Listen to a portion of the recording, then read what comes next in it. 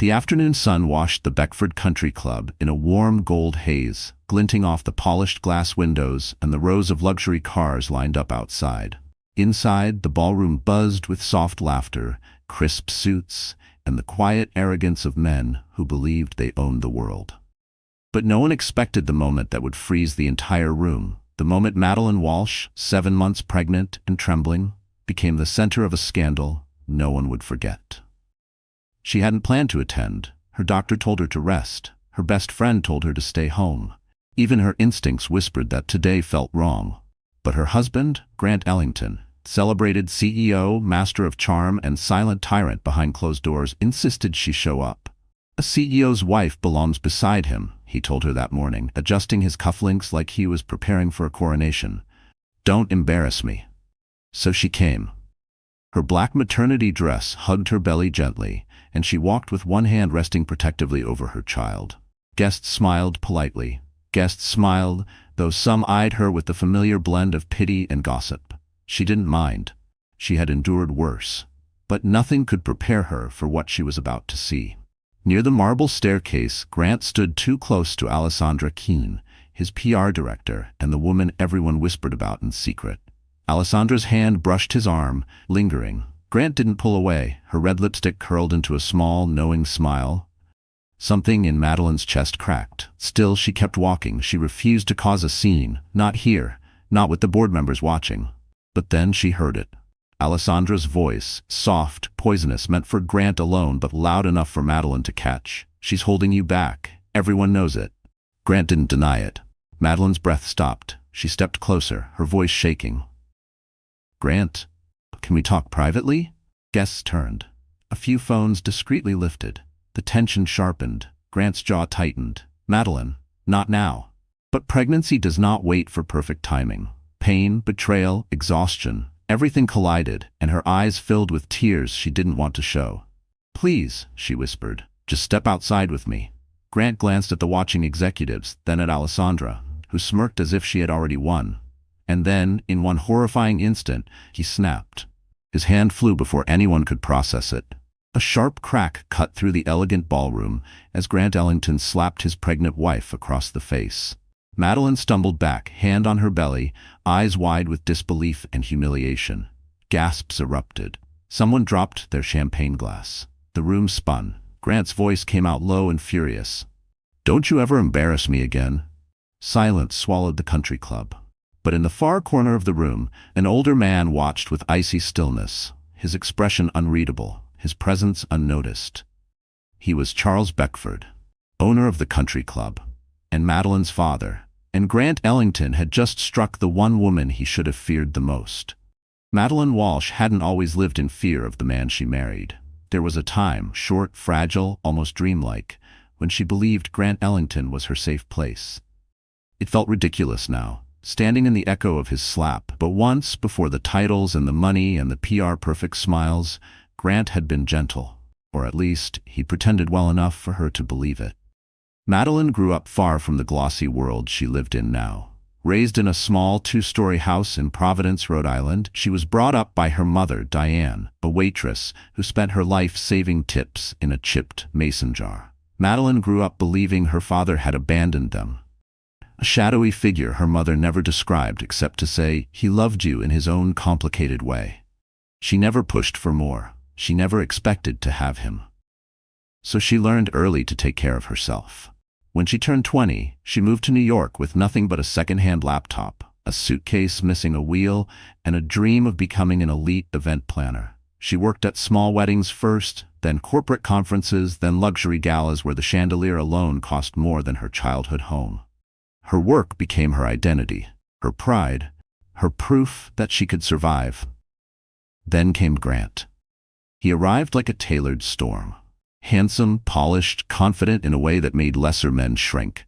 He noticed her at a tech philanthropy fundraiser, approached her with a smile that felt warm at the time, and asked if she believed in fate. Back then, she laughed. Back then, he made her feel seen. He didn't hit her then. He didn't belittle her yet. Power works slowly, like water wearing down stone. Their whirlwind romance swept her into a penthouse life she never asked for but tried to embrace. She learned the names of wines she couldn't pronounce, sat through dinners where people talked about stocks instead of souls, and forced herself to smile even when she felt invisible. But when she became pregnant, the shift was unmistakable. Grant began controlling what she ate, where she went, who she spoke to. He told her she was too emotional, too fragile, too unfocused. He said her pregnancy made her sloppy, and he needed someone stronger beside him for his IPO year. She should have left then. But she had no family except her mother, who passed away 2 years earlier. No siblings, no one to return to. Grant made sure she believed she was alone. Isolation is one of the most dangerous weapons a controlling husband can wield. Still, Madeline wasn't weak. Every morning she looked in the bathroom mirror and whispered to her unborn child, "I'll protect you, no matter what." It was her promise, her anchor. And on the day of the country club gala, despite the heaviness in her chest, she reminded herself she was a professional. She had organized events 10 times larger than this. She understood etiquette. She understood restraint. She could handle a room full of titans. What she couldn't handle was betrayal. When she saw Alessandra's fingers brush Grant's sleeve, when she saw the familiarity in that smile, something inside her cracked, not from jealousy, but from the realization that Grant never wanted a wife. He wanted a prop. And when his hand struck her, hard, public, humiliating, Madeline felt something deeper than pain. She felt the truth. She had married a man who would rather destroy her than be exposed. But what Grant didn't know, what no one knew, was that Madeline Walsh was not the abandoned girl she believed herself to be. She had a father. A powerful father. A father who had finally found her. And after witnessing his daughter fall to the floor, pregnant and shaking, Charles Beckford would not stay silent much longer. Beckford Country Club wasn't just a golf course with polished floors and manicured greens. It was an entire world built for the powerful. Old money families held court under its chandeliers. New money CEOs strutted through its marble hallways, hoping proximity alone would elevate them. Political strategists whispered deals near the terrace. Even the waitstaff carried themselves with an air of quiet respect. After all, the club was older than several of the politicians who dined there. Madeline had planned hundreds of luxury events in New York, but nothing compared to this place. The moment she stepped inside that afternoon, she felt the weight of it. The velvet walls, the soft classical piano drifting from the lounge, the air perfumed with expensive cologne and aged whiskey. A place like this didn't tolerate scandal. A place like this didn't forgive failure. And this was exactly why Grant insisted she attend. "Optics," he told her that morning, tightening his tie in front of their penthouse mirror. "The board wants to see a united front. This club is where the real decisions happen. Don't mess this up." Mess this up. As if she had ever been the weak link. The ballroom where the gala was held shimmered under crystal chandeliers imported from Vienna. A long table held champagne flutes arranged in perfect rows. The walls were lined with portraits of former presidents, tech pioneers, and philanthropists, people Grant idolized, men he desperately wanted to impress. To him, this club was a symbol of arrival. It meant he belonged among the elite. Madeline knew better. Luxury wasn't about the building, it was about the people who controlled the keys. And she sensed that Grant didn't truly belong here, not in the way he pretended. He was tolerated, not welcomed. Admired from afar, yes, but not respected. Still, he strutted through the space like he owned it. She followed him, one hand on her belly, the other wrapped around her small clutch. Grant didn't slow his pace for her. He never did. Being 7 months pregnant meant nothing to him if it conflicted with his need to appear strong, decisive, untouchable. She recognized a few faces, tech billionaires she once coordinated events for, an actress she'd seen in a Chanel campaign, 2 board members of Ellington Systems. They greeted her politely, but their eyes shifted quickly to Grant, the real star of the moment. Pregnancy, it seemed, erased a woman's identity in rooms like these. As the evening unfolded, Madeline noticed something she hadn't expected. People weren't gravitating toward Grant. Instead, they drifted around him, polite but distant. Conversations ended when he approached. Smiles tightened. Something in the air felt off. Then she heard fragments of whispers. "Is his IPO stable? I heard rumors about internal conflict. Ellington is under SEC watch again." Grant pretended not to hear them. Madeline did. And she realized Grant needed this night far more than he ever admitted. His whole image, his future, his company, depended on moments like this. And that desperation made him unpredictable. When he introduced her to the country club's event chairman, he gripped her elbow tighter than necessary, whispering between clenched teeth, "Stand up straight. Smile like you're grateful to be here." Grateful. She almost laughed. If he knew who truly owned this place, the roles would reverse so fast it would shatter him. But Madeline didn't know either. Not yet. So she forced a smile, tried to breathe through the stiffness in her ribs, and endured a room full of people who measured worth by lineage and legacy, not realizing that her lineage was the most powerful one here. And as Grant paraded her around like an accessory, as Alessandra hovered nearby like a vulture in lipstick, Madeline couldn't shake the feeling that something monumental was coming. Something bigger than a slap, bigger than a scandal. Something that would reshape the entire world inside this club. Grant Ellington had perfected the art of deception long before he ever met Madeline. To the public, he was the golden CEO, ambitious, disciplined, a self-made visionary who built Ellington Systems from a cramped dorm room on the Upper West Side. He loved telling that story during interviews. Loved the applause it brought. Loved the lie it packaged. Because the truth was simpler, uglier. Grant wasn't self-made. He was mother-made. Evelyn Ellington, a ruthless woman with a Rolodex thicker than a Bible, engineered her son's rise from the moment he could walk. She bought his first startup, bought his first round of investors, even bought the publications that called him the next face of American innovation. Grant grew up believing power was inherited, not earned, and that everyone beneath him existed for one purpose: to serve his image. Madeline was no exception. Inside the country club that night, the gap between who Grant pretended to be and who he truly was became impossible to ignore. He moved from group to group with mechanical charm, flashing that politician's smile, shaking hands, offering shallow compliments. But every time a conversation ended, a faint crack appeared in his expression. Frustration, insecurity, something feral just beneath the surface. And then there was Alessandra. Her presence didn't just add fuel to the fire, it was the fire. Alessandra Keene wasn't simply a mistress, she was a strategist. Intentional. Calculated. Every movement, every laugh, every glance had a purpose. She hovered behind Grant like a red-lipped ghost, close enough to be noticed, but not close enough to be caught. Close enough to make Madeline feel the betrayal like heat on her skin. Alessandra thrived on tension. She watched Madeline with a twisted satisfaction, like she was savoring a victory that hadn't yet been won. Every time a guest praised Grant, Alessandra leaned in just enough for her perfume to reach him. A small, smug reminder, "I'm the one you want standing beside you during the IPO." Madeline noticed everything. She noticed how Alessandra reached for Grant's drink before he did. How she whispered reminders in his ear about board members' names. How Grant leaned closer to her than he ever leaned toward his own pregnant wife. But what hurt most wasn't the affair itself. It was the way Grant looked at Alessandra. The confidence, the ease, the hunger. He had never looked at Madeline that way. Not even in the beginning. She tried to ignore the tightness in her chest, tried to focus on her breathing, on her child.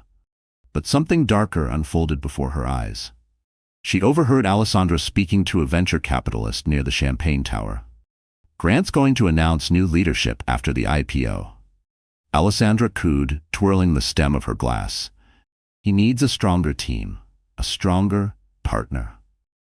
A stronger partner. Madeline felt her stomach drop. The pieces clicked. Grant wasn't planning to leave her quietly. He was planning to erase her publicly. And suddenly, thousands of moments made sense. The financial restrictions he imposed, the concerns he expressed about her mental state, the therapist he forced her to see, the documents she found on his desk titled Crisis Management Scenarios. He wasn't just cheating, he was preparing to destroy her. As Madeline's pulse raced, Grant approached her again, Alessandra trailing behind him like a shadow. His expression shifted the moment he saw Madeline's eyes, red and trembling. "What now?" he muttered under his breath. "Don't start."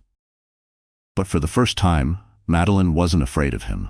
She was afraid for herself, for her child, for the future Grant was trying to take away. Behind them, a chandelier glimmered like a crown of glass. and Madeline suddenly felt the room closing in, every whisper, every glance, every false smile tightening around her throat. She knew she had walked into a trap. She just didn't realize yet that Grant's downfall had already begun, because someone far more powerful was watching, and he wasn't about to let his daughter suffer alone. The ballroom buzzed with polished conversations and the faint tinkling of champagne glasses, but Madeline barely heard any of it. Her world had narrowed to the pulse in her ears, and the way Grant's hand kept resting on Alessandra's lower back, territorial, intimate, disrespectful in 20 different ways. Each gesture was a needle, and she was running out of skin. She didn't want a confrontation. All she wanted was to leave quietly, breathe fresh air, go home and cry in peace. But Grant never let her make simple decisions. When he saw her edging toward the hallway, he barked her name across the room, loud enough for the nearest tables to pause. Heads turned. Conversations faltered. "Madeline, come here," he ordered, waving her over the way one might summon a waitress. Her cheeks burned, but she obeyed, because the alternative was a scene, and scenes only ever made things worse. She stopped beside him, hands clasped over her belly. "Grant, I'm not feeling well," she said softly. "The baby's kicking too hard, I need to sit." He cut her off with a strained smile for the surrounding guests. "My wife tends to exaggerate," he said with a laugh that wasn't a laugh. "Pregnancy makes her dramatic." A few women exchanged looks. A man cleared his throat. Madeline swallowed hard. "Grant, please." And then Alessandra stepped closer, voice dripping with honeyed venom. "Maybe she should go home. She looks overwhelmed." Madeline's breath hitched. Alessandra's smile widened with cruel amusement. Something snapped. "Grant," Madeline said again, louder. "I need to leave. I'm telling you I'm not okay." Grant tensed, his jaw flexed. He hated being challenged publicly, even gently. A few board members glanced over, sensing tension. Someone raised their phone subtly, not recording yet, but ready. Grant leaned toward her, voice low and sharp. "You're ruining this night for me." "This isn't about you," she whispered. "What did you just say?" "It's not about you," she repeated, quieter this time. "It's about our baby." Alessandra gave a tiny scoff, like she'd been waiting for the line. Grant didn't hesitate. His hand sliced through the air so fast Madeline didn't have time to brace. The sound, sharp, explosive, echoed across the ballroom and silenced every conversation within 10 tables. The force knocked her slightly off balance, her feet stumbling, one hand flying to her cheek while the other instinctively shielded her belly. Gasps erupted. A woman covered her mouth. A man cursed. A server froze mid-stride, eyes wide. The world tilted. The room blurred. Grant's face twisted with anger. "Don't you dare make a scene in front of these people." In that moment, Madeline realized something chilling. He wasn't sorry. Not even surprised. He had wanted to strike her. Needed to. Her vision swam, a ringing in her ears growing louder as panic surged through her body. "Are you insane?" Someone whispered nearby. "She's pregnant," another voice hissed. "Call security. No, call the police." Madeline tried to step back, but her body failed her. Her breathing quickened, her hands trembling violently. Tears blurred her vision.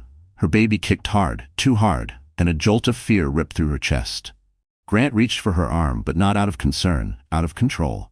"Stand up straight," he hissed. "You will not embarrass me." But he stopped. Because a voice, calm, deep, chilling, cut through the room like a blade. "That's enough." The crowd parted. An older man stepped forward from the corner where he'd been watching, his expression no longer neutral, but carved with ice. Charles Beckford, owner of the club, and the father Madeline never knew she had. Grant's face drained of color. Madeline's world tilted again, and nothing in that ballroom would ever be the same. The moment Charles Beckford's voice cut through the ballroom, a thick electric silence fell over the crowd. But for Madeline, the world had already dissolved into something far more terrifying. Her knees wobbled, her vision flickered, her breath tightened into shallow, frantic gasps she couldn't control. The chandelier lights above her blurred into sharp, spinning halos. She tried to blink, to breathe, to steady herself, but panic had already seized her body like a vice. Her cheek throbbed where Grant's hand had landed. Her belly clenched. Something felt wrong. Deeply, horribly wrong. "Madeline?" Someone whispered. "She's going to faint. Get a chair." The murmurs swirled around her like a storm she couldn't escape. But Grant just stood there, frozen, pale, humiliated. He glanced between Madeline and Charles Beckford, as if trying to calculate which disaster to address first. His instinct, as always, was self-preservation. "Madeline, stop this," he snapped under his breath. "You're overreacting. Overreacting." Her breath hitched. She felt her chest tightening even more. She wasn't overreacting. She was drowning. A pair of trembling hands reached out, someone trying to help, but Madeline stumbled backward, unable to focus. The room felt tilted, like the floor was slipping away beneath her. Her baby kicked again. Hard, desperate. Fear ripped through her, not for herself, for the tiny life inside her. "I can't breathe," she gasped, clutching her stomach. A woman nearby, a doctor perhaps, stepped forward quickly. "She's hyperventilating. Someone get her water. We need to get her into fresh air." Grant finally moved toward her, but his face twisted with irritation, not concern. "Get up," he hissed quietly. "You're embarrassing us." Charles Beckford stepped between them in one sharp, deliberate motion. "Don't touch her." Grant froze. The entire ballroom froze with him. Madeline didn't register the tension between the two men. She couldn't. Her vision darkened at the edges, narrowing into a tunnel. She felt weightless, untethered, like she was slipping out of her own body. "Breathe, sweetheart," the female doctor said gently. "Just breathe." But Madeline couldn't, not with the humiliation burning her skin, not with her baby twisting inside her in distress, not with the image of Grant's hand still imprinted on her cheek. Tears spilled faster than she could stop them, dripping onto the polished floor. She didn't cry quietly. She sobbed. The kind of raw, broken sound that came from years of pain compacted into a single, unbearable moment. The type of cry nobody could mistake for dramatics. This was heartbreak. This was fear. This was a woman finally cracking under weight she'd carried alone. Her body shook uncontrollably. Someone had placed a chair behind her, but she couldn't sit.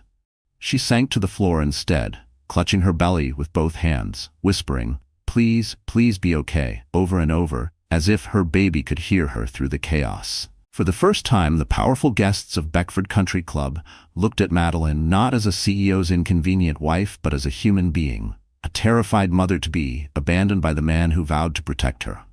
"She needs to go to the hospital," the doctor insisted. Grant opened his mouth, ready to protest. Charles cut him off. "I'll handle it." No one dared question him. The club's staff rushed forward with quiet urgency, clearing a path. Someone handed Charles his coat. Someone else called for a car. The entire ballroom shifted into coordinated motion, not because of Grant, not because of the gala, but because Charles Beckford had chosen to intervene. Grant stood alone in the turbulence.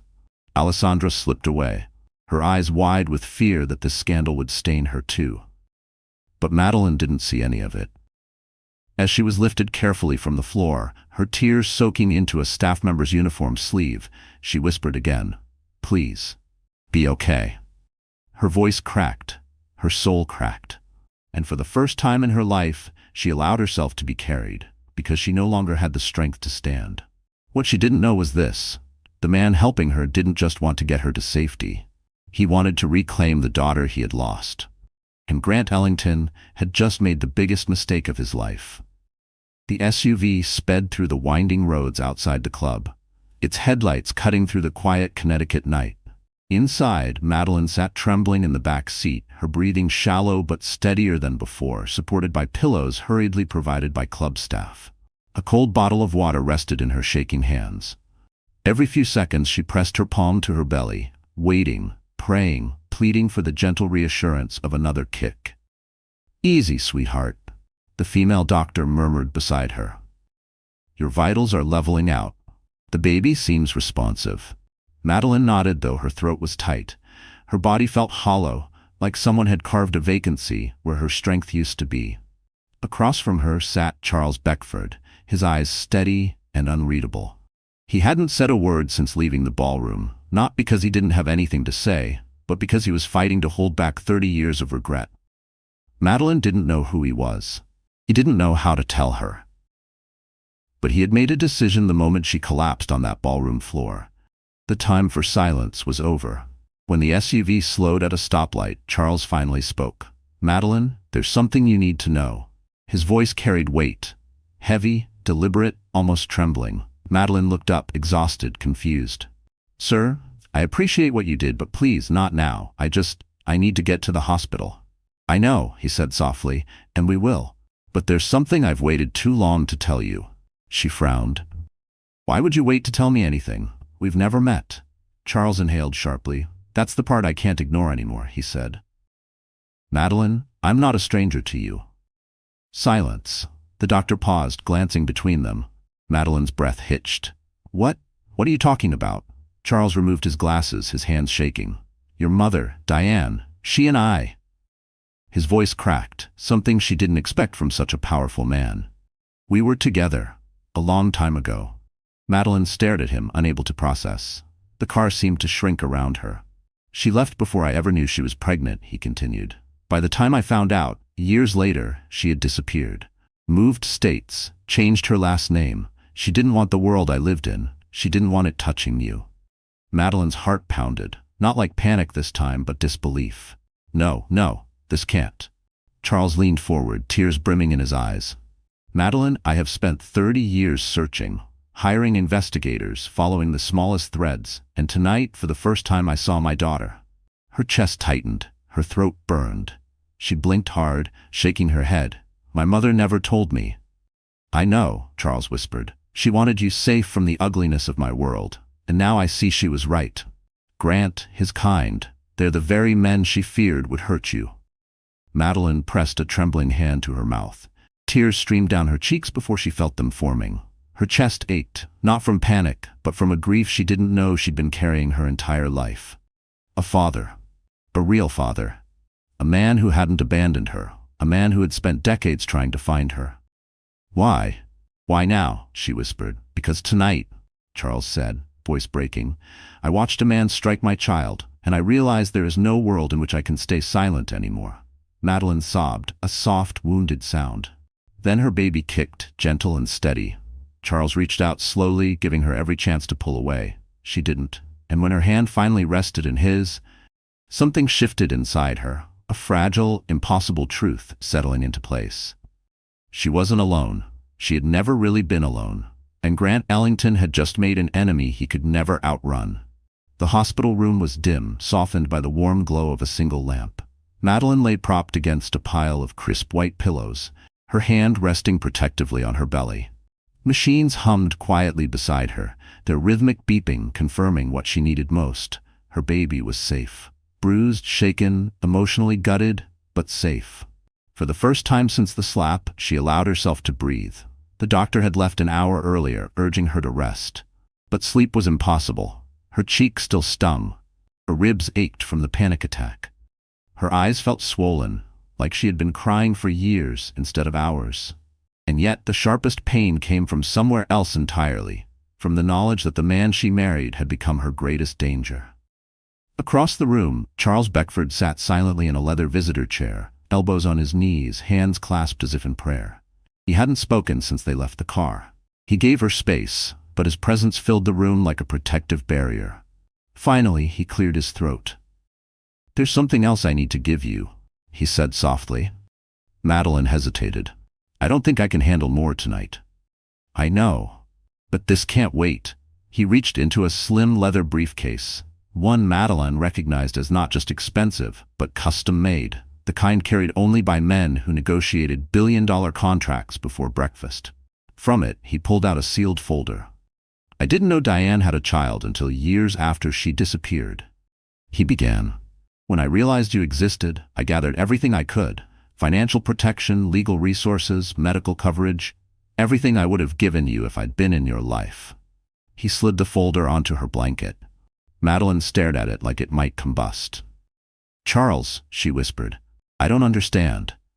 "That's because you've spent your entire life surviving, not receiving." Her throat tightened. But Charles wasn't done. He opened the folder himself, revealing documents with thick seals, embossed lettering, signatures, power in paper form. The first document listed her name, Madeline Walsh Beckford. "My legal acknowledgement of you as my daughter," he explained. "Signed 5 years ago in the event I ever found you." Madeline's breath caught. 5 years. He had been looking for her long before tonight. The second document took her breath entirely. Shares, massive ones, transferred to her name. "Beckford Holdings," she whispered. Charles nodded. You are now a partial heir to the company that owns Beckford Country Clubs nationwide. Connecticut, New Hampshire, Virginia, Manhattan, everything I built, everything my father built." He paused. "And everything Grant could never touch." Madeline's chest tightened. "Why are you showing me all of this now?" "Because Grant struck you tonight," Charles said, voice darkening. "And tomorrow morning, he and the world will learn who he laid his hands on." Tears burned in her eyes again, but these weren't the tears of a broken woman. They were the tears of someone realizing she wasn't powerless, someone realizing she'd been fighting alone when she didn't have to. But Charles wasn't finished. He pulled out one last item, small, modern, silver. The USB drive. Madeline frowned. "What's that?" "Evidence," Charles said simply. "My security team forwarded it from the ballroom." Her pulse quickened. "Evidence of what?" He looked her directly in the eyes. "Grant's slap wasn't the only thing recorded tonight." Madeline's heart dropped. He continued, "There's audio, clear as day, of him and Alessandra discussing replacing you after the IPO, calling you unstable, planning to take your child." Madeline's stomach twisted. "And there's video," Charles added. "Multiple angles. Your collapse, his aggression, Alessandra smirking. Enough to end his career. Enough to end his entire company." Madeline closed her eyes, overwhelmed. Why would you do all this for me?" she whispered. Charles's voice softened, trembling with sincerity. "Because I failed to protect you for 30 years, but I will not fail again." Madeline's fingers curled around the folder. Her fear didn't disappear, but something stronger rose to the surface. Resolve. Grant thought she was weak. He thought she had nothing. He thought she was alone. He had no idea how wrong he was. Morning sunlight spilled through the hospital window, gentle and warm, but Madeline woke with a heaviness that made her chest ache. For a moment, she didn't move. She let the stillness settle. Her mind flashed through the night, the slap, the panic, the truth about her father, the folder full of power she never asked for but desperately needed. Her cheek still throbbed when she touched it. A bruise had begun to bloom across her skin, soft purple, blending into angry red. She didn't recognize the woman staring back at her from the mirror beside the bed. But maybe that wasn't a bad thing. Charles returned mid-morning with coffee, fruit, and a surprising gentleness for a man known for striking fear in boardrooms. He didn't hover. He simply lowered himself into the chair beside her bed and waited for her to speak. "I don't know how to do this," she whispered eventually, her eyes on the bruise. "Any of it. I've spent years making myself small so Grant wouldn't explode. I don't know how to be someone who fights back." Charles exhaled slowly. "You don't have to be someone else. You just have to stop giving him permission to define you." The truth hit her like a soft punch to the heart. She looked down at her hands, shaking, tired, scratched faintly from the fall. These were the same hands that built careers, coordinated galas, soothed clients, planned weddings for women who lived the lives she once envied. She had been strong before Grant, stronger than he ever realized, and now she had someone in her corner. Family. Blood. A legacy she never knew she belonged to. Charles nodded toward the leather folder on the bedside table. "Everything you need to protect yourself and your child is in there, but how you move forward, that's up to you."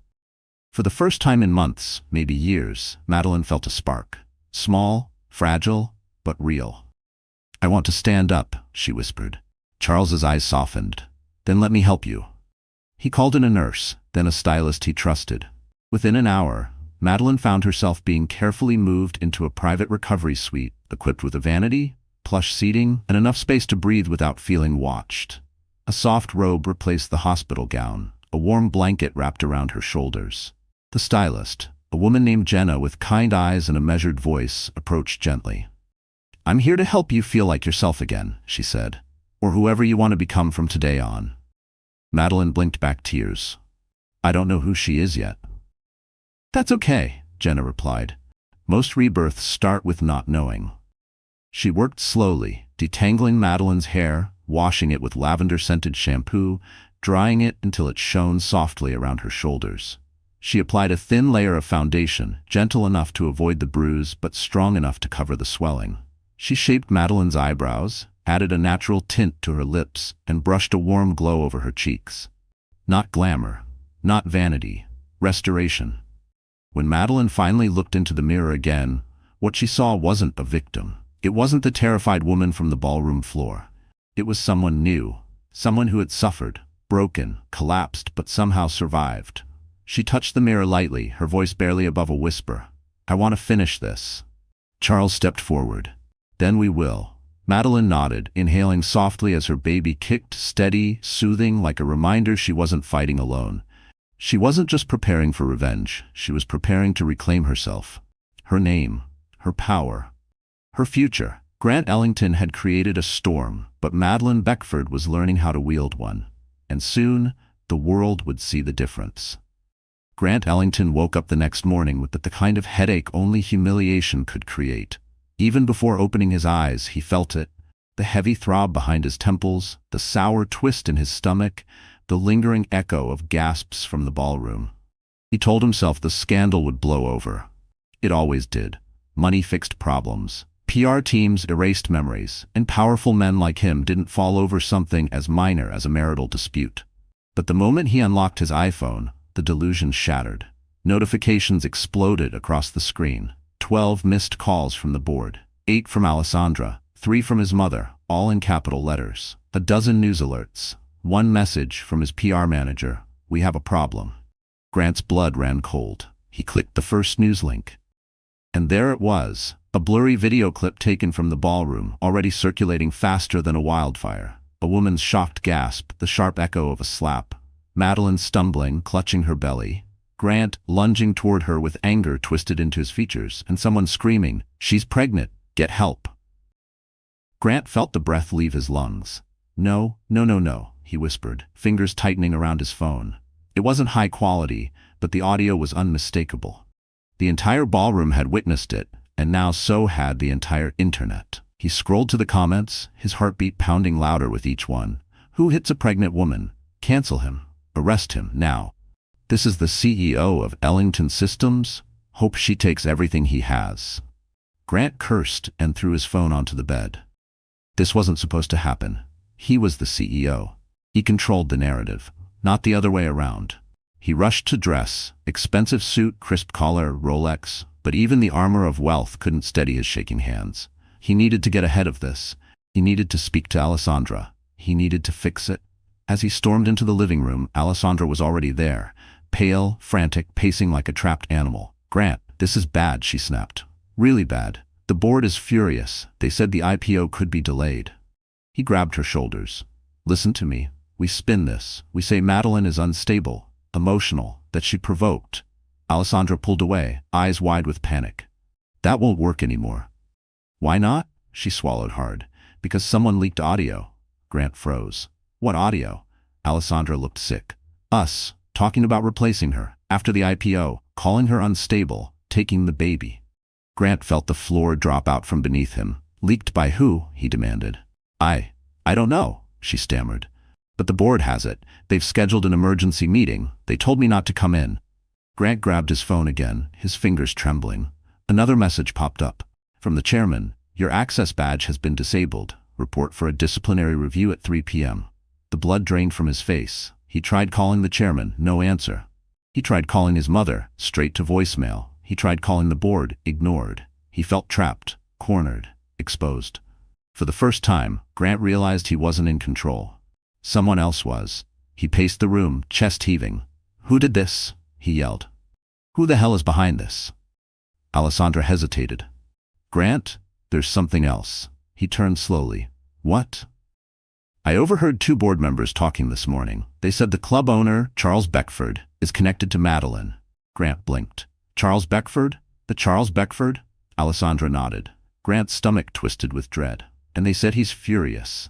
Grant sat down heavily, cold sweat sliding down his back. Suddenly, everything made sense. The security footage, the audio leak, the immediate coordinated response. The board's silence, the PR failure. This wasn't a scandal. This was a takedown. Orchestrated by a man far more powerful than him. A man he didn't even know existed. A man who had every reason to destroy him. Grant covered his face with both hands. "What have I done?" he whispered. The answer was simple. He had struck the wrong woman. And her father was coming. The hospital smelled like antiseptic and quiet hope when Talia Monroe arrived. Sharp heels clicking down the hallway. Her tailored navy suit, crisp and immaculate, despite being called in before sunrise.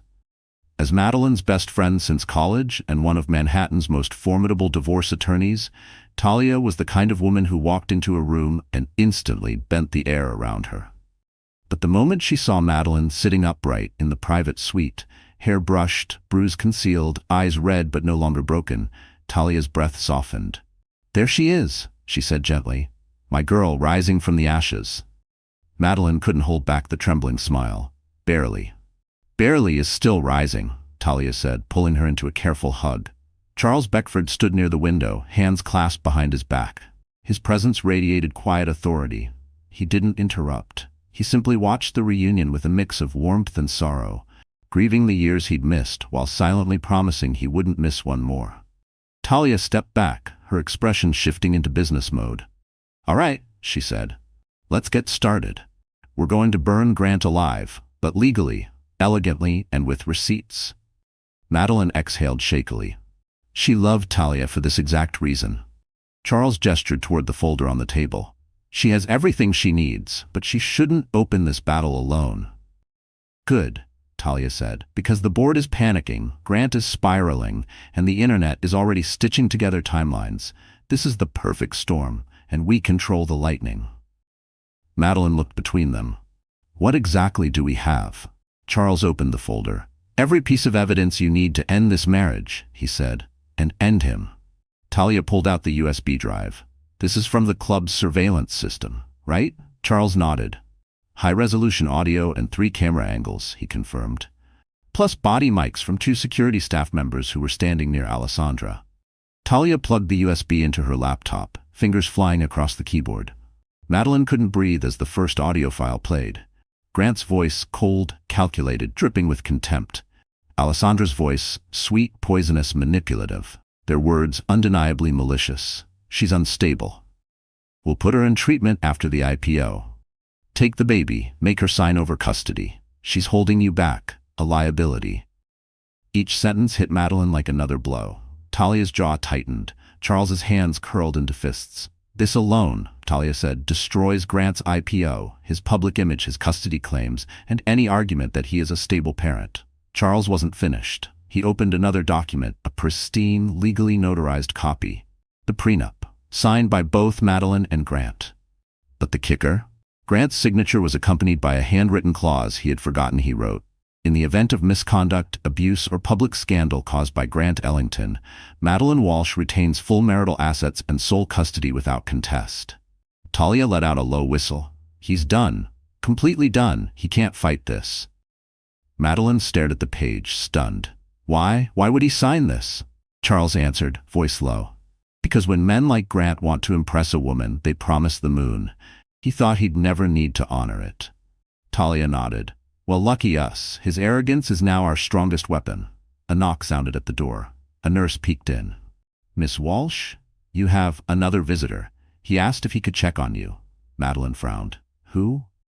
The door opened wider, and in walked Ethan Radcliffe, her former college friend, now a rising interior designer with soft brown eyes and a quiet steadiness she once admired more than she ever admitted. He carried a small bouquet of pale roses. His eyes landed on her bruise, and his breath caught. "Madeline," he whispered, "tell me who did this."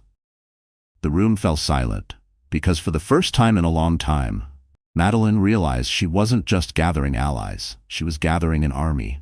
Ethan Radcliffe had always carried a quiet kind of strength. Nothing loud, nothing showy, but the type that made people instinctively trust him. When he stepped into Madeline's hospital suite, the whole room seemed to settle, as if even the walls recognized the safety he brought with him. He didn't rush to her. He didn't overwhelm her with questions. He simply stood there, bouquet in hand, eyes soft and furious all at once. "Madeline," he breathed, voice cracking at the sight of her bruise. "I came as soon as I heard. Are you all right?" Madeline swallowed hard. "I will be." Ethan moved closer, but gently, giving her every chance to pull away. When she didn't, he knelt beside her bed, placing the roses carefully in her lap. "You don't have to talk about anything until you're ready," he said. "Just tell me how I can help." Madeline blinked back tears. She remembered him from college so clearly, his calm laugh, his steady encouragement, his refusal to let her doubt herself. She remembered the way he looked at her back then, too, like she was more than enough. But she also remembered leaving New York for Grant, abandoning her friendships, and letting her life become smaller and smaller until Grant's shadow swallowed everything. She never expected Ethan to reappear. Certainly not now. Talia cleared her throat gently. "Ethan, right? I'm Talia Monroe, Madeline's attorney." Ethan stood and shook her hand. "I know who you are. Madeline talked about you all the time." Talia smirked. "Good. That means she didn't lie when she said she had great taste." Charles Beckford approached next, extending a hand. "Charles?" Ethan paused, polite but confused. "Nice to meet you, sir. Are you family?" Madeline's breath caught. Charles answered softly, "I am now." Ethan processed that with surprising grace, nodding once, not probing further. His focus remained on Madeline, and something about that steadiness made her heart ache. But while Madeline found unexpected support, the world outside the hospital was turning into a battleground. Halfway across the city, Alessandra Keene was spiraling. Her apartment looked like a storm had ripped through it. Clothes scattered, wine glasses overturned, her MacBook glowing with dozens of tabs filled with articles about the scandal. Every headline might as well have been a dagger. Ellington under fire. Video shows CEO striking pregnant wife. IPO in jeopardy. She paced barefoot across the hardwood floor, phone pressed to her ear. "Pick up, Grant. Pick up." He didn't. He hadn't answered in hours, and the board had already sent her a warning letter, thinly disguised as temporary leave. She knew what that meant. She'd seen enough corporate cleanups to recognize the pattern. They were preparing to sacrifice her.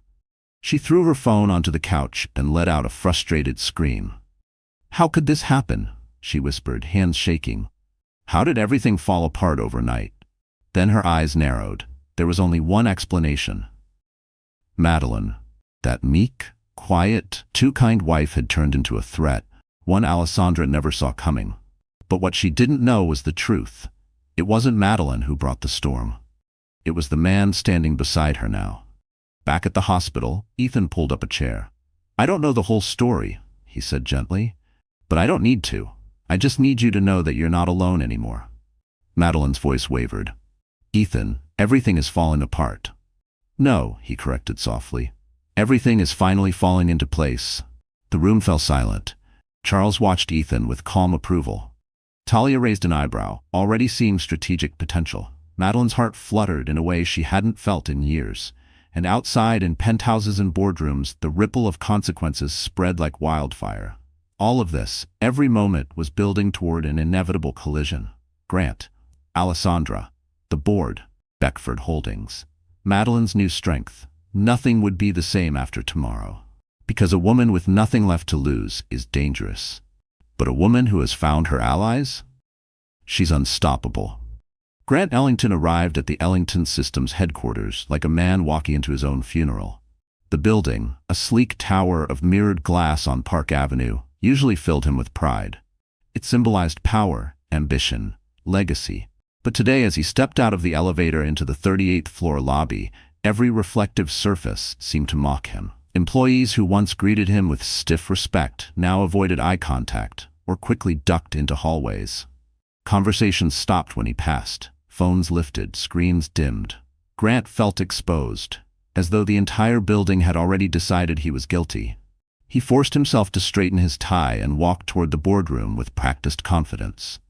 He could fix this. He always fixed things. But when he reached the glass doors, his badge wouldn't scan. He tried again, red light. Again, red light. A security guard stepped forward. "Mr. Ellington, the board asked that you wait in conference room B." Grant stiffened. "That's a secondary room. I am the CEO." The guard didn't blink. "The board's instructions were clear, sir." Grant felt heat rising in his ears, but he pushed past it. He stormed to the smaller conference room and slammed the door shut behind him. Inside, Alessandra was already waiting. She looked terrible. Eyes swollen, hair unbrushed, makeup smeared. But the moment she saw him, she jumped to her feet. "Where have you been?" she snapped. "I've been calling you all night." Grant threw his phone onto the table. "What part of PR disaster did you miss? I've been dealing with—" "With what?"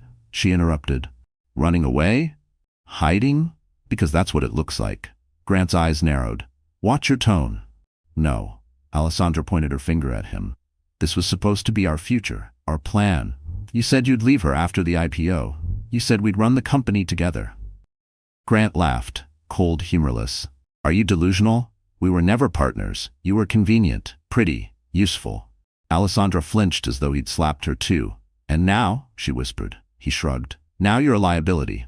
Her breath hitched, her lower lip trembled. Grant, please, don't do this. But there was no softness left in him, only desperation. I'm cutting you loose, he said.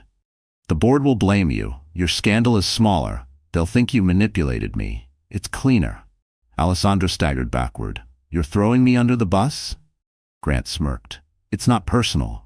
Tears filled her eyes, but a spark of rage flickered beneath them. Oh, it's personal, she whispered. Before Grant could respond, the door opened. 3 board members entered, stern, silent, carrying laptops and folders. Behind them came the chairman, a man Grant had once admired but now feared more than anyone. Mr. Ellington, the chairman said, voice icy, we have reviewed the evidence. Grant swallowed. And? The chairman slid a stack of printed documents onto the table. Photos, transcripts, audio logs, and screenshots from the viral video. Grant's stomach dropped. The chairman continued, you struck your wife publicly and were recorded plotting to remove her from your life and take custody of your unborn child. Grant opened his mouth, but no words came. Another board member spoke. Because of this scandal, multiple investors have withdrawn from the IPO. We stand to lose millions. And, the chairman added, we have been contacted by Mr. Charles Beckford. Grant's blood turned to ice. What did he say? That he will not negotiate with us while you remain part of this company. Grant felt the floor tilt beneath him. The chairman stood tall, voice steady and merciless. Effective immediately, Grant Ellington, you are removed as CEO. Silence. Then Alessandra began to laugh. Broken, bitter, triumphant. Grant glared at her. This is your fault. She stepped closer, eyes blazing through tears. No, Grant, this is your doing. You taught me to play dirty. She leaned in. You just never taught me how to lose. As security escorted Grant from the room, he realized something horrifying. He hadn't just lost his company, he had lost control. For the first time in his life, the world was no longer afraid of him. And that was only the beginning. By the next morning, New York City felt different, sharper, louder, buzzing with the type of collective anticipation that only comes before a public reckoning. The Beckford Country Club, normally a sanctuary of elite privacy and hush-hush conversations, had become the epicenter of national attention. Cameras lined the gates. Reporters crowded the sidewalks. Luxury sedans and glossy SUVs arrived one after another, carrying board members, attorneys, and high-profile members who suddenly had urgent business at the club. In their world, showing up was a statement, and today, every whisper mattered. Inside the grand foyer, Charles Beckford moved with the calm decisiveness of a man used to controlling empires. He wore a tailored charcoal suit, a Mont Blanc pen glinting in his breast pocket.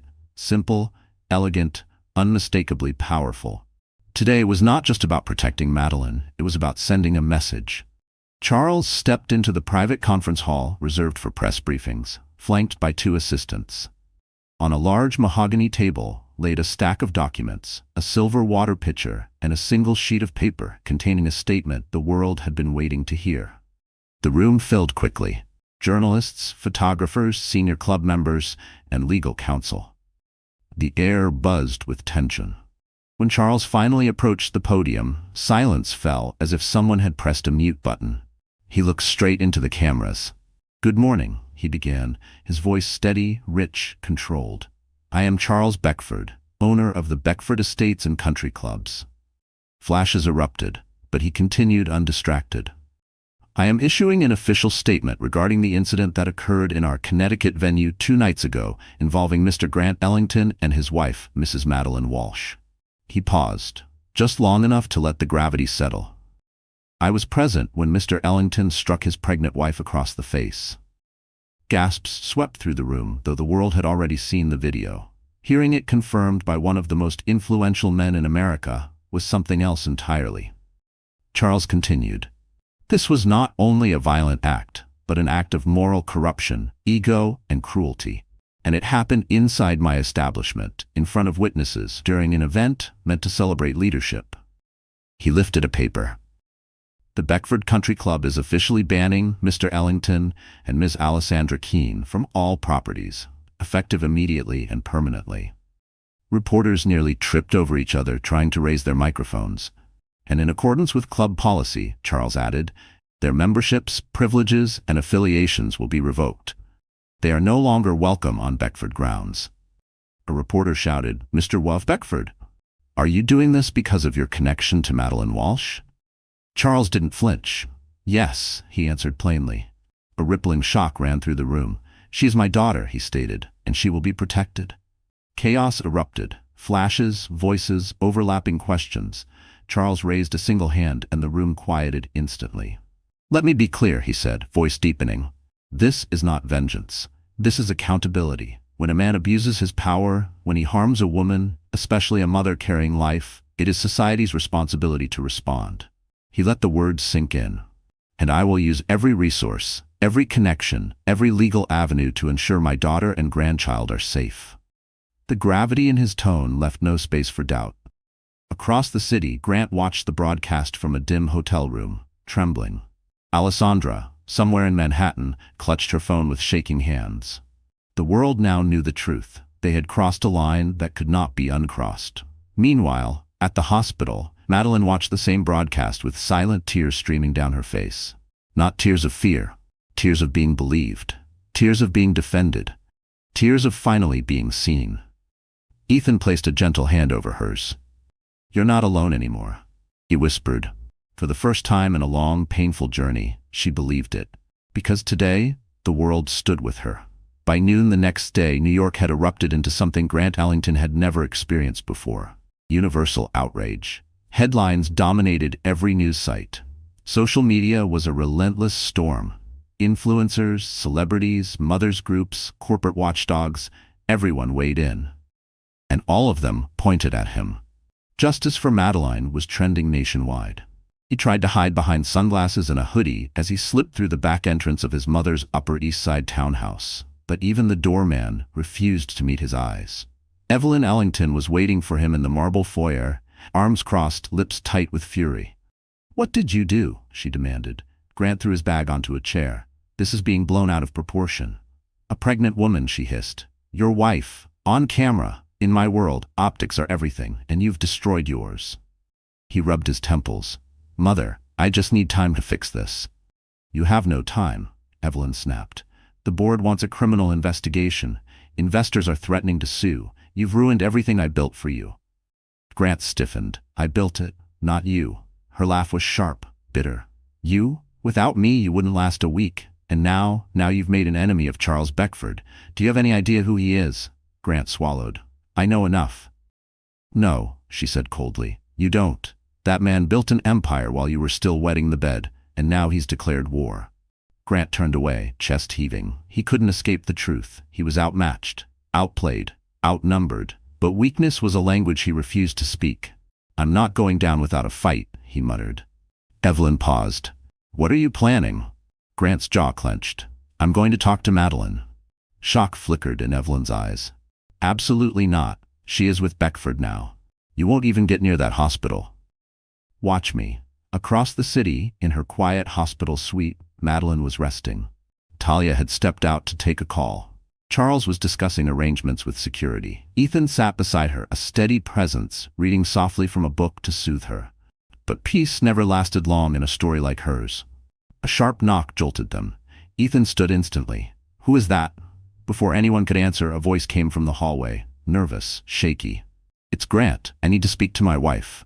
Madeline felt her heart stop. Her breath shortened. Memories of his slap, his threats, his rage surged back in waves. Charles stepped forward, anger simmering beneath the surface. You are not welcome here. Grant ignored him. I have a right to see her. No, Ethan said sharply. You lost that right the moment you put your hands on her. Grant's eyes narrowed at Ethan, jealousy flaring. Who the hell are you? Ethan didn't flinch. Someone who actually cares about her. Grant pushed forward, but hospital security was already rushing down the hallway. I just want to talk, Grant yelled. Madeline, listen to me. Madeline's voice cracked. Please, please don't let him in. That was all Charles needed. He stepped into the hallway, towering over Grant, voice low and lethal. You have caused my daughter enough harm. You will not set foot in this room. Grant's composure finally shattered. She's my wife. She carries my child. Charles's eyes turned to steel. You lost both the moment you chose violence. Grant took a step back, breathing hard. You think you can take everything from me? No, Charles said calmly. You did that yourself. Security closed in. Grant realized he was outnumbered, outpowered, and out of options. With a final, trembling glare toward the door, he spat, "This isn't over." Then he was escorted away, down the hallway, past nurses and patients staring with disgust, out of the hospital he would never enter again. Inside the suite, Madeline broke. Not from fear, but from relief. The nightmare was ending. But the war? The war was only beginning. The hospital discharged Madeline 3 days later, but she didn't return to the penthouse she once called home. That place had never been hers.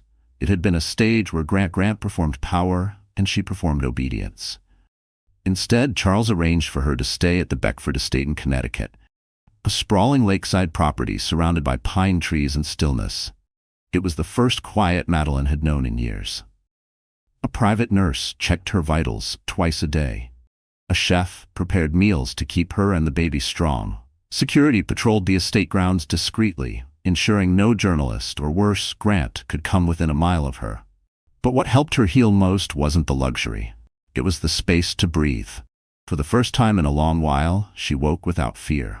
No footsteps pacing outside her bedroom door. No sharp voice criticizing her weight, her clothes, her tone. No tension coiled in her stomach from anticipating the next explosion. Just silence. Just peace. Just her child's steady heartbeat during daily checkups. Ethan visited every evening. He never arrived empty-handed. Sometimes he brought flowers from the estate greenhouse, sometimes pastries from her favorite bakery in Providence. Yes, he remembered.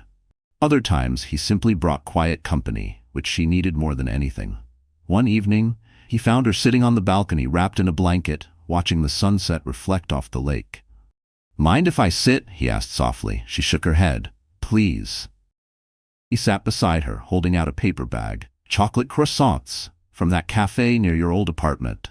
She smiled, small but real. "You remembered."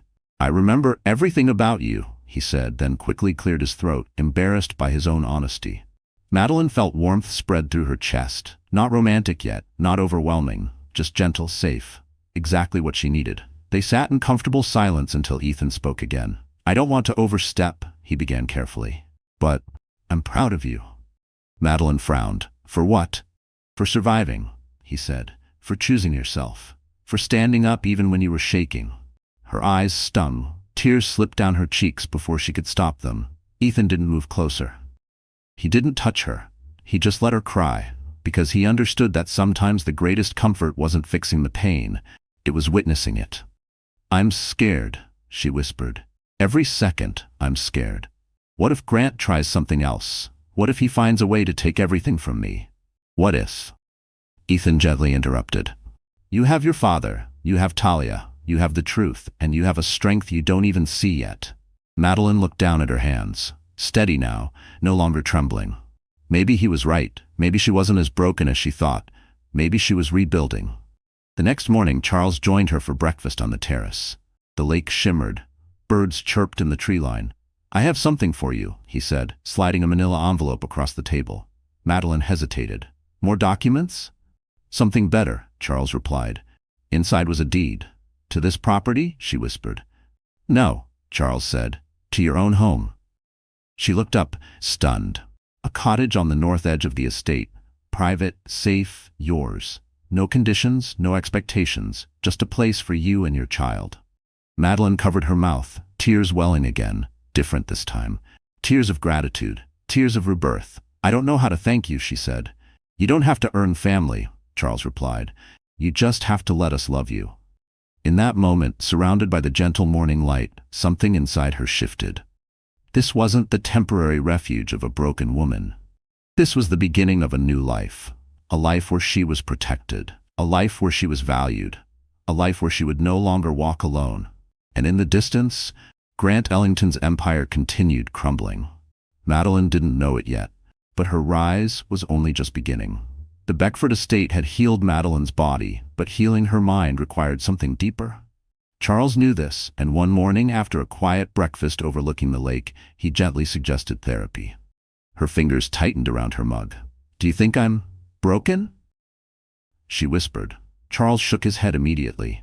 "No, I think you've carried your pain alone for far too long." Madeline swallowed hard. She wasn't used to being cared for, not like this. That afternoon she agreed to meet Dr. Elaine Harper, a trauma therapist who specialized in domestic abuse survivors. Someone Talia trusted, someone who had seen dozens of women walk in shattered and walk out whole. Dr. Harper arrived at the estate with soft eyes, a warm voice, and no judgment. In the therapy room, a cozy space with candles, bookshelves, and a large window overlooking the water, Madeline folded into an armchair, clutching a pillow against her stomach. "What brought you here today?" Dr. Harper asked gently. Madeline's throat tightened. "I don't know who I am without fear," she murmured. And just like that, the dam cracked. Madeline spoke about the slap, yes, but more importantly, she spoke about the years leading to it, the slow erosion of her confidence, the constant gaslighting, the subtle isolation, the nights she cried alone in the penthouse bathroom, afraid to make a sound. "Every time I tried to speak up," she whispered, voice trembling, "Grant made me feel stupid, irrational, like I should apologize for existing." "What do you feel when you think about him now?" Dr. Harper asked. Madeline's jaw tightened. She expected fear. But something different surfaced. "Pity," she said softly, "and anger. Not because he hurt me, but because he almost convinced me I deserved it." Dr. Harper nodded. "That's a powerful realization. You're reclaiming your narrative." They spoke for an hour. Madeline cried. She shook. She breathed through the memories. And for the first time, the weight in her chest eased.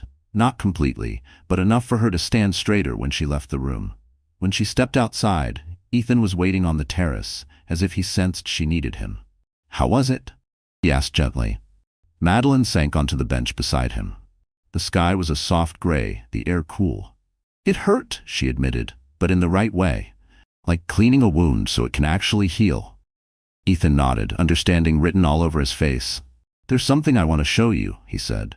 He led her down a wooded path lined with lanterns. At the end stood the small lakeside cottage Charles gifted her, freshly painted, windows glowing warm from inside. It smelled faintly of cedar and new beginnings.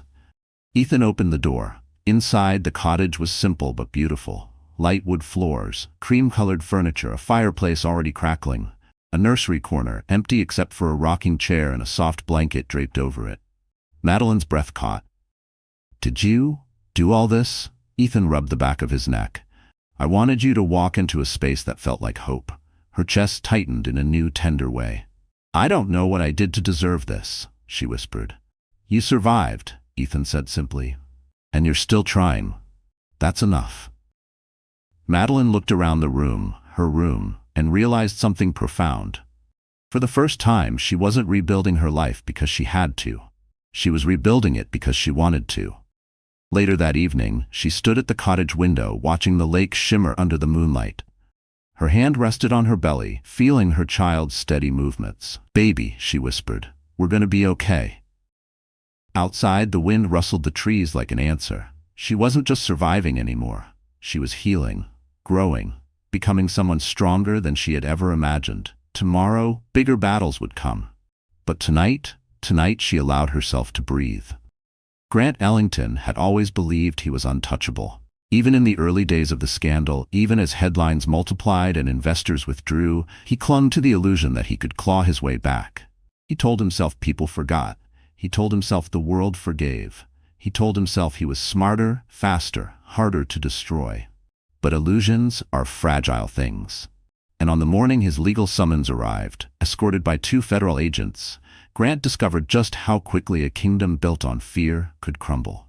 His mother's townhouse, once a pristine symbol of inherited prestige, now felt suffocating. Evelyn paced the marble floors in silk slippers, hands shaking for the first time in years. "This is a disaster," she whispered, "a complete, irreversible disaster." Grant ignored her. He snatched the papers from the agents, his pulse thundering. Petition for emergency protective order. Petition for full custody, charges of domestic abuse, video evidence attached. He sank onto the nearest chair. "This is ridiculous," he muttered. "She's doing this because Beckford is manipulating her." One agent said, "Sir, that video speaks for itself." Grant shot up. "You don't understand. I'm the victim here, my wife." Evelyn grabbed his arm. "Stop talking." But the damage was done. The agents exchanged looks. Grant felt the first true sting of fear. After they left, Evelyn collapsed into a chair, massaging her temples. "This is bigger than us, Grant. Charles Beckford will bury you, and you gave him the shovel." Grant glared at her. "You're supposed to be helping me." "What do you want me to do?" she snapped. "Rewrite time, rewind the cameras, unslap your pregnant wife in front of 100 witnesses?" Grant's face twisted. "I won't lose everything." "You already have." Before he could respond, the doorbell rang. Sharp, impatient. Evelyn answered while Grant straightened his shirt, expecting his attorney. It wasn't his attorney, it was Alessandra, disheveled, makeup smeared, eyes wild. She pushed past Evelyn. "Grant, we need to talk, now." He groaned. "Not you again." She spun to him, rage cracking her voice. "They fired me, publicly. They named me as the reason the IPO fell apart. They're making me the villain." Grant shrugged. "You are. You always were." Her jaw dropped. "Do you hear yourself? You threw me aside the moment your life got difficult." "I threw you aside," he said coldly, "because you were always disposable." Alessandra stumbled back as if slapped. Something inside her snapped. She stormed toward him, shoving the paper in his face. "You want to talk about disposable?" she hissed. "You told me we'd run that company together. You told me Madeline was weak, that you'd get custody, that I'd be the next Mrs. Ellington. Well," he sneered, "you believed it." Tears welled in her eyes, hot, furious, humiliated. "You used me," she whispered. "And?"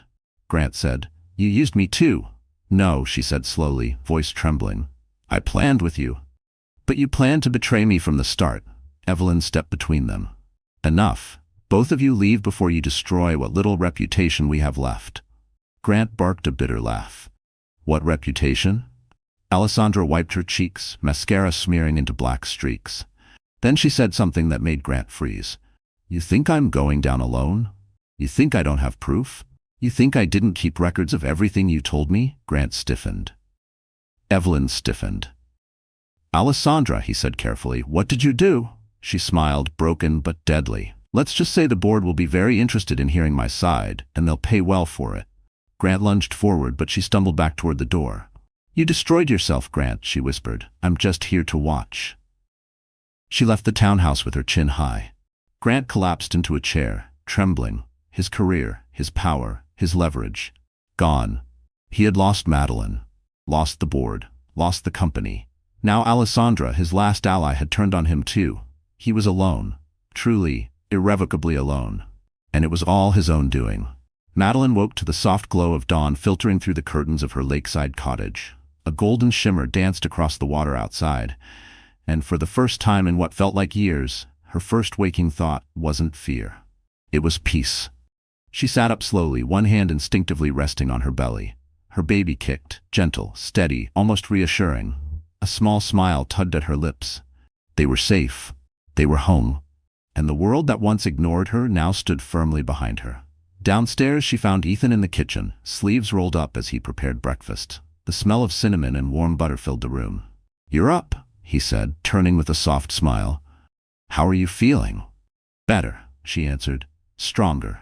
"Good," he said, "because the world finally knows the truth." He nodded toward the TV mounted on the wall. Curious, Madeline approached. Ethan turned up the volume.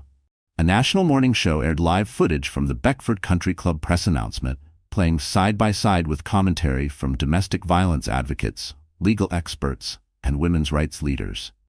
Madeline Walsh's courage has inspired renewed conversations about emotional abuse, coercion, and power dynamics within marriages. Her father, Charles Beckford, has taken a firm stance, one that sends shockwaves across corporate America. Grant Ellington is now facing both civil and criminal consequences.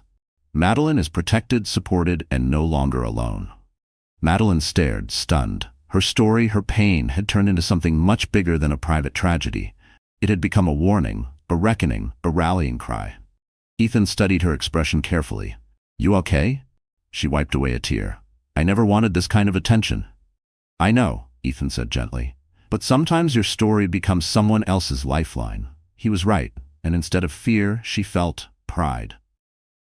Later that afternoon, Charles joined them at the cottage. His presence filled the room with quiet gravity. He carried a leather folder, thinner than the others he'd shown her, but clearly important. "I have something for you," he said. Madeline exhaled softly. "More documents?" He chuckled. "Just one." She opened the folder and froze. Inside was a letter written in warm cursive, a job offer. Beckford Estates Director of Events, a leadership role, a six-figure salary, flexible scheduling for her baby, full creative control. Madeline looked up, eyes wide. "Are you serious?" Charles placed a hand over hers. "You built a career before Grant ever controlled your life. I'm giving you the chance to build a legacy now." Tears welled in her eyes, grateful, overwhelmed, honored. "I don't know what to say." "You don't need to," Charles replied softly. "Just say yes when you're ready." As the afternoon sun warmed the cottage, Ethan stepped outside and waved her over. "Walk with me?" he asked. They wandered along the lakeside path, leaves rustling under their feet. The air smelled of pine and fresh water. "When I heard what happened," Ethan said quietly, "I wanted to break something. I wanted to protect you." Madeline paused, turning to face him. "You already have," she whispered. He hesitated for a long moment before speaking again. "Madeline, I don't want to overstep. You've been through so much, but if there's ever a day when you're ready, really ready, I'd like to be part of your future, however you'll let me." Her breath caught. Warmth pooled in her chest. Gratitude, hope, possibility. She stepped closer, touching his hand gently. Not a promise, but an answer. "I'd like that," she whispered. They stood together, watching the lake shimmer under the late afternoon sun. Madeline had lost so much, but she had gained more than she ever imagined. A father, a home, a future, a second chance at love. And tomorrow, the world would watch as she took back the final piece of her life. The one Grant never imagined she'd reclaim, her voice. The day of the final court hearing arrived crisp and cold, a thin veil of snow covering the courthouse steps like a clean slate. Madeline stepped out of the black SUV with her father on one side and Talia on the other. Ethan walked a few steps behind, not because he didn't belong beside her, but because he didn't want to overshadow her moment. This was her day. The day she reclaimed the last piece of her freedom. News cameras flashed wildly as she approached the courthouse doors. Reporters shouted her name, asking how she felt, whether she forgave Grant, what justice meant to her. Madeline didn't answer. She didn't need to. Her presence, steady, elegant, unbroken, said everything. Inside, the courtroom buzzed with electric anticipation. Grant sat at the defendant's table, pale and gaunt, his expensive suit failing to hide the collapse of a man who once believed he couldn't fall. Beside him, his attorney whispered urgently. But Grant barely heard him. His eyes stayed glued to Madeline as she took her seat across the room. She didn't look at him. Not out of avoidance, out of victory. When the judge entered, silence fell. Court is now in session for the matters of Walsh-Ellington. Talia rose first, presenting the evidence with surgical precision. The audio recordings, the video footage, the testimony from witnesses, and the prenup clause that sealed Grant's fate. Grant's attorney objected, twisted words, attempted to paint Madeline as unstable. But every argument fell flat under the weight of the truth. When it was Madeline's turn to speak, she stood slowly, placing one protective hand over her belly. "Your Honor," she began, her voice steady but warm, "for years I believed my silence kept the peace. But silence doesn't stop violence, it feeds it." Grant's jaw tightened. Madeline continued. "My husband controlled my life. He isolated me. He belittled me. And the night he struck me in that ballroom, he proved he was willing to do worse." A tear slipped down her cheek, but she didn't wipe it away. "I'm not here to hurt him. I'm here to protect my child, my future, and every woman who thinks suffering in silence is her only option." The courtroom held its breath. Even the judge seemed moved. Grant was finally called to speak. His voice cracked with desperation. "Madeline, please, we can fix this. You don't have to do this." But she met his eyes for the first time and said, with quiet finality, "I already did." The judge spoke clearly and without hesitation. "Based on the overwhelming evidence, this court grants Madeline Walsh full custody. The protective order stands.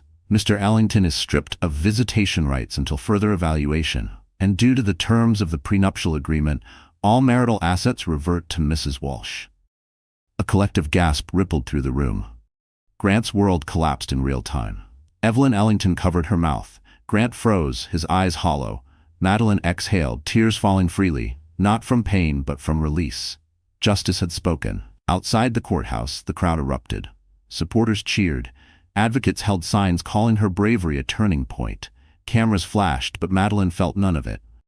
She felt only the warmth of Ethan's hand sliding gently into hers. "You did it," he whispered. "No," she said softly. "We did it." Charles stepped beside her, pride glistening in his eyes. "Your mother would be so proud." Madeline pressed a hand over her belly, feeling the soft flutter of her child. "We're finally safe," she whispered. Months later, in early spring, sunlight filtered through the stained glass windows of a small lakeside chapel on the Beckford estate. Madeline stood before Ethan, wearing a simple ivory gown, her newborn daughter asleep in a bassinet nearby. It wasn't a grand wedding. It was intimate, warm, real, everything she once believed she'd never deserve. Ethan took her hands. "I don't want to replace your past," he said. "I just want to build your future." Madeline smiled, tears shimmering. "You already have." As they exchanged vows, the lake shimmered behind them, a symbol of rebirth, a new family, a new beginning, a life built on love, safety, and truth. Madeline Walsh, once silenced, once broken, had risen, and the world would never forget her story. And just like that, our story comes to a close. You're still here with me, right? If you've stayed all the way to this moment, then something in Madeline's journey must have touched your heart in its own quiet way. Maybe it reminded you of a time you felt small, or a moment you forgot your own worth. Or maybe it simply reminded you that healing is possible, even after the darkest chapters. Marcus Aurelius once wrote, "The obstacle is the way." Madeline's suffering didn't end her. It shaped her. It carved out the strength she didn't know she had. It's a reminder to all of us. Pain doesn't define you. What you choose to become after the pain does. Another Stoic, Epictetus, said, "You may not control events, but you can control how you respond." Madeline responded with courage, truth, and the willingness to rebuild. And that's something each of us can carry into our own lives. So if life is heavy right now, breathe. You're not broken. You're becoming. If this story reached you, even just a little, please like, share, and subscribe to our channel. Your support helps us keep telling stories that heal, inspire, and remind you of your own power. We'll meet again in the next chapter. Stay strong, my friend.